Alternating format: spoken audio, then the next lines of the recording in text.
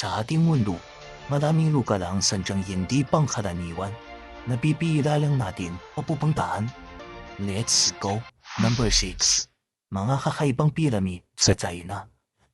Alam niyo bang sa China ay mayroon din mga piramid? Marami rito ay matatagpuan sa Shanxi Province at marami din daw nitong nakakalat sa iba pang panig ng bansa. Sa kabuuan, ang China ay mayroon nasa mahigit 40 piramid. Malaki ang pagkakaiba ng kanilang piramid sa mga nasa Egypt dahil ang mga ito ay yari sa lupa na kung titingnan ay mukha na ito mga pundo sa panahon ngayon. Tila malalaking punso na hugis piramid ang napapailutan na ng mga halaman at damo. Ang pinakamataas daw nito na matatagpuan sa Shanxi ay nasa 249 feet daw noon. Ginawa ito para sa unang emperor na si Qin Shi Huang, kung saan natagpuan din sa ilalim nito ang Terracotta Army. Ayon sa mga eksperto, karamihan daw sa mga piramid na ito ay ginawa talaga para sa mga emperor noon. Samantalang noong 2002, ang CNN ay nagbalita ng isang misteryosong piramid na ayon sa mga lugar ay dinisenyo raw para maging isang landing area ng alien spacecraft. Number 5. Lake Castle. Ang kastilyong ito ay sinasabing isa sa pinakahantid na kastilyo sa buong mundo. Ito ay isang magkalapang manor house mula pa noong sinaunang panahon ng Harlan sa County of Hali. Nakatayo na ito sa loob ng 700 taon na sinimulan noong ika-13 siglo ng mga Obanong clan. Makalipas ang 200 taon, nagkaroon nito ng mga matukong pangyayari at naging trono ng Okadol clan kung saan nagkaroon ng maraming pagkataito at patayan. At noong ika-17 siglo, ang Taipei family ay nasakop ang kastilyo. Maraming beses pangagawan ng pagmamayari ang nangyari pagkatapos nito hanggang noong ika-20 siglo. At noong 1922, ito ay nasunog. Dahil sa dami ng mga di kaya-ayang insidenteng nangyari dito, ang kastilyo ay sinasabing pinamakayan ng mga espiritu. May mga taong nagsasabi na may namamataan silang mga multo sa paligid nito at may mga activity na mga poltergeist. At mayroon ditong tinatawag na Palati Chapel kung saan natagpuan ang napakaraming kalansain ng tao noong nirenovate ang kastilyo noong 1922. Number 4. Sinasambang serpente ng Kerala. Sa India, ang hooded serpent na tinatawag ding naga o sarpang ay sagrado sa maraming parte ng kanilang bansa. Ang mga serpent ay tinuturing bilang mga demigod na sinaunang panahon. Ang mga sagradong ahas na ito ay kanilang tinanggalang sa loob ng maraming siglo. Hanggang sa ngayon, maraming mga sinto ang humihingi ng tulong sa naga para sa kanilang mga kasilihan. Nag-aalitin sila ng kasitanong bagay na mayroon sila para sa mga sagradong serpente. Sa loob ng maraming siglo, ang pagsamba sa mga serpente ay prominente sa lalawigan ng Kerala at mayroon ditong lugar na tinatawag na Sarpakapos o Serpent Groups. Ang bawat isa sa mga lugar na ito ay may kaakibat na pamilyang nangangalaga. Matindi ang pangangalaga nila rito na halos bawal maputulan ng mga sanga ang mga puno at halaman at walang nilalang ang pwedeng mamatay sa loob ng teritoryong ito. Kapag ang isang ahas ay napatay sa loob ng lugar na ito, ang mga responsable rito ay isusumpa. Marami pang ganitong klaseng lugar sa bansang ito at ang mga ito ay nakatuon sa iba't ibang uri ng sagradong hayop at ang ilan naman ay para sa kanilang mga Diyos at Diyosa. Number 3. Mga pambihirang punton na mga gladiator.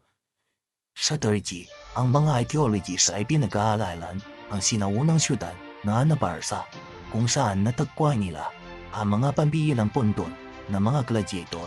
Ito ang mga punton na pinaglipingan ng mga labi na mga matatapang na manlalaban. 2,000 taon na ang nakakaraan. Ang Anabarsa ay dating papaunan na syudad na nasakop ng mga Greko, Romano, Sassanids at mga Ottoman. Bago ito tuluyang mapanduna, ang mga punto ay natagpuan sa gawing timog ng syudad malapit sa ruins ng isang sinaunang amphitheater. Ayon sa mga researchers, kasama si Dr. Patty Gulshan ng Kukulopa University, ang amphitheater ay ginamit noon para pangdahusan ng mga labanan, piyesta esports ay iba pang pampublikong pagkatipon. Hindi lang ito puro dugo at kamatayan, pero tagamit din sa kasiyahan at palakasan. Hindi naman ganong malinaw kung paano namatay ang mga gladiator. Hindi masabi kung nasawi sa labanan, nasakit o kaya naman mga retired fighters na namatay lang pagtanda. Pero ang makita ang buong libingan na puno ng mga kalansay na mga gladiator ay maaari natin ipagpalagay na sila ay namatay sa pakikipaglaban. Number 2. Grindstone Circle. Ang Grindstone Circle sa Lopgore ay ang pinakamalaking stone circle sa buong Ireland. Ito ay malapit lang sa isang pangunahing kalisada ng County Limerick na tinadaanan lang ng mga sasakyan. Walang mga harang na pumuprotekta sa ecological site nito at pwede sumaglit dito ang mga tumadaan sa kalisada. Pero ito ang isa sa pinakaimportanteng sinaunang lugar sa kanilang bansa. Ito ay isang monumento ng 113 batong nakatayo at nakapormang papilo na may diameter na 150 feet. Ang stone circle na ito ay ang Irish version ng sikat na Stonehenge na itinayo na halos magkaparehong panahon lang noong Neolithic period, pero ito ay hindi pagkaano na pag-aaralan masyado. Di kaya ng Stonehenge dahil dito hindi natin alam ang eksaktong petsa ng paggawa nito.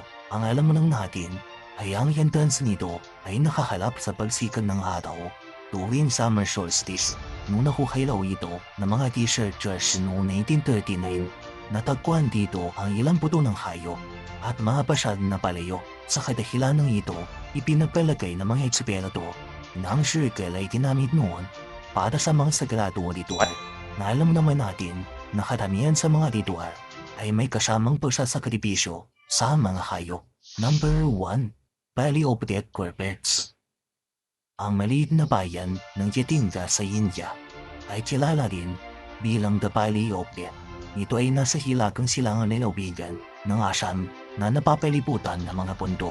Ito ay isang magandang lugar, pero ito ay may nilalamang kamatayan at misteryo.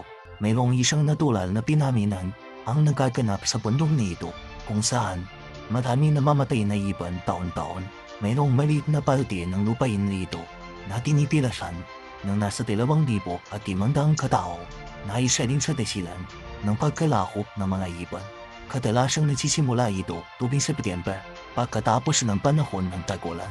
Sa madilim na gabi, 44 na species ng mga ibon na matatagpuan sa lugar ay nalilito at tila napapilisa sa pagitan ng alas 7 hanggang alas 10 ng gabi.